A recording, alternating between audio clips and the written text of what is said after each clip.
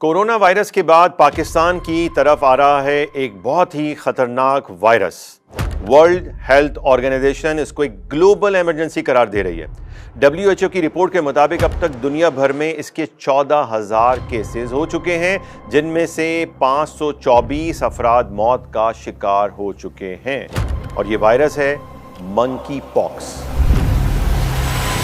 जिसे in short M pox का नाम दिया गया है। मंकी पॉक्स वुहान जैसी किसी लैब से लीक नहीं हुआ है, बल्कि ये पैदा हुआ है हम जिन्स परस्ती से, यानी ऐसा अमल जिसके सबब अल्लाह ने कौम लूत पर शदीद अजाब भेजा था। ये कौम लूत के अमल से पैदा हुआ है। यूनाइटेड नेशंस ने 2022 में मंकी पॉक्स की वजह खुलकर बताई थी कि ये हम जिन्स परस्ती से फैलता है। और फिर देखिए, NGOs बड़ी तादाद के अंदर पूरी दुनिया के अंदर LGBT नजरियात, सेम सेक्स रिलेशनशिप को प्रमोट कर रही हैं। और जी हां, आपके पाकिस्तान में भी ये काम बहुत ही खुलकर हो रहा है। और ऐसी NGOs को माजरत के साथ हुकूमत पाकिस्तान ने बाकायदा लाइसेंस दिए हुए हैं, जिसमें से एक नाम मैं आपके सामने रखता हूं, वो है नाज मेल हेल्थ अलायंस का, जो खुलकर सेम सेक्स, हम जिन्स परस्ती, होमोसेक्सुअलिटी पे काम करता है।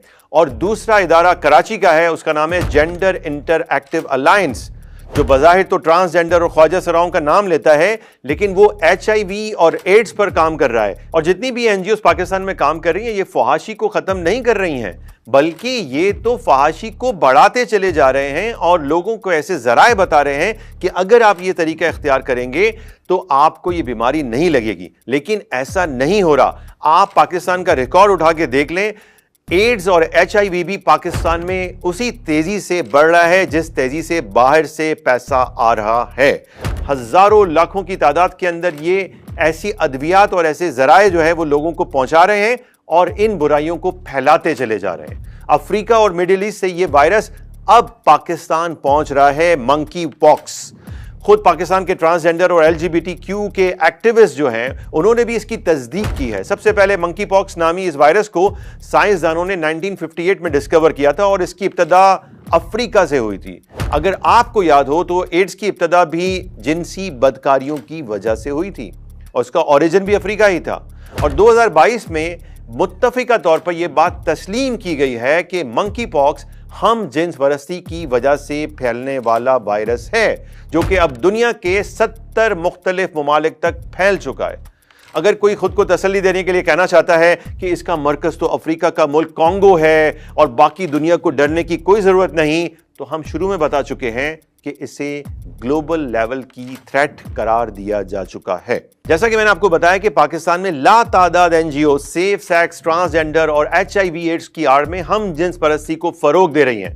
बाहर से मुसलसल पैसा बहाया जा रहा है। पाकिस्तानी माशरे को बदकारी के रास्तों पर डालने की हर मुमकिन कोशिश की जा रही है, लेकिन मुल्क के अवाम बल्कि खवास तक की बड़ी तादाद को इससे कोई प्रॉब्लम होता नजर नहीं आ रहा। और एक लापरवाही की कैफियत तारी है। जरा ध्यान से सुने।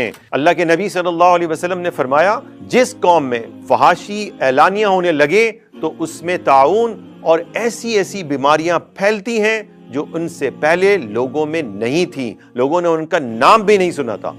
यह भी याद रखें कि जो लोग इन गुनाहों में खुद मुब्तला नहीं हैं, वो पारसा हैं, नेक हैं, नमाजी हैं, लेकिन अपने अतराफ में गुनाहों के बढ़ने पर फिक्रमंद नहीं होते और हक बात बयान नहीं करते, वो भी अल्लाह के अजाब का शिकार हो सकते हैं। अल्लाह तबारक व तआला ने कुरान पाक में इरशाद फरमाया, और इस फितने से डरते रहो जो हरगिज तुम में खास जालिमों को ही नहीं पहुंचेगा, और जान लो कि अल्लाह सख्त सजा देने वाला है।